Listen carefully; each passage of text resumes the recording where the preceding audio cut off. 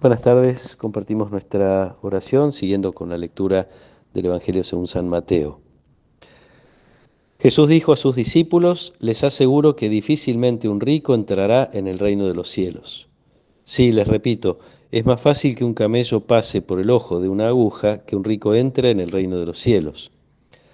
Los discípulos quedaron muy sorprendidos al oír esto y dijeron: entonces, ¿quién podrá salvarse? Jesús, fijando en ellos su mirada, les dijo: para los hombres esto es imposible, pero para Dios todo es posible. Pedro, tomando la palabra, dijo: tú sabes que nosotros lo hemos dejado todo y te hemos seguido. ¿Qué nos tocará a nosotros? Jesús les respondió: les aseguro que en la regeneración del mundo, cuando el Hijo del Hombre se siente en su trono de gloria, ustedes que me han seguido también se sentarán en 12 tronos para juzgar a las 12 tribus de Israel. Y el que a causa de mi nombre deje casa, hermanos o hermanas, padre, madre, hijos o campos, recibirá 100 veces más y obtendrá como herencia la vida eterna. Muchos de los primeros serán los últimos, y muchos de los últimos serán los primeros. Palabra del Señor.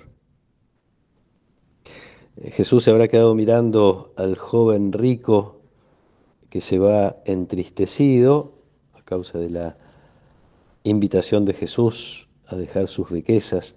Y comenta entonces Jesús con los discípulos esta necesidad que algunas veces la hemos escuchado en forma positiva: el reino de los cielos es para los pequeños, es para los pobres. Los discípulos se sorprenden ante esta afirmación de Jesús: es más fácil que un camello pase por el ojo de una aguja antes de que un rico entre en el reino. Reconocen esa dificultad, reconocen la dificultad de no ser ricos de alguna manera, y Jesús entonces les aclara que esto es imposible para los hombres, aunque no es imposible para Dios. Es cierto que los 12 dejaron todo, como le dice Pedro, para seguir a Jesús. Hicieron ese proceso que, que no se animó a hacer el joven rico. Dejaron todo para seguirlo, pero después uno puede ver que no es tan todo, entre comillas, lo que dejaron, porque es decir, podemos recordar que un poco después de este relato, de este diálogo de Jesús con los discípulos, Santiago y Juan aspiran a ocupar en esos tronos de los que habla Jesús los primeros puestos, uno a la derecha y el otro a la izquierda, y los demás discípulos se indignan con ellos. Quiere decir que todavía queda la intención de quedarse con algo. Y incluso la pregunta de Pedro: ¿qué nos tocará a nosotros? Siempre hay como ese deseo de tener. No tendrían materialmente nada, pero sí esta expectativa de algún modo de riqueza, que no es la de tener cosas, pero a lo mejor la riqueza de el reconocimiento social o la propia vanidad, una riqueza, yo diría, psicológica, de sentirse mejores o superiores a otros, ocupar lugares más importantes que los otros.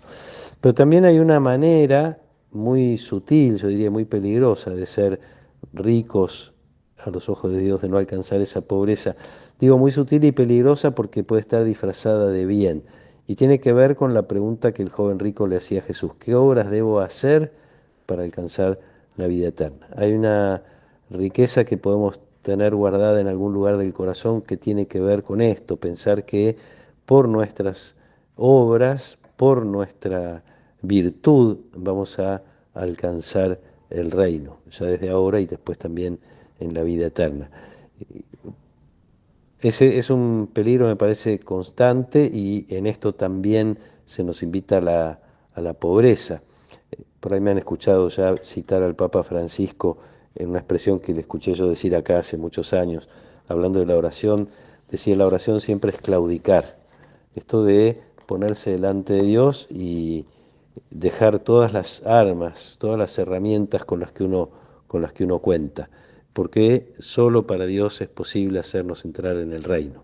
Es una cosa que tenemos que repetirnos una y otra vez en el corazón para que nuestra vida, como decía ayer, no sea buscar la manera de obtener nosotros las cosas de Dios, sino dejar que Dios primero nos invada, recibir a este Dios que es bueno que Él entre en nuestro corazón, nos regale el reino y como consecuencia de esta experiencia, sí, vienen las obras, las, vienen las grandes decisiones, pero no es pretendiendo ganar nosotros el reino, sino recibiéndolo gratuitamente de Dios. Pidamos esta pobreza también, esta pobreza que nos pone en contacto con nuestras limitaciones, incluso con nuestros pecados, a pesar de los cuales Jesús quiere ofrecernos el reino. Ojalá podamos de esta manera también hacernos pobres delante de Dios para recibir con el corazón abierto y vacío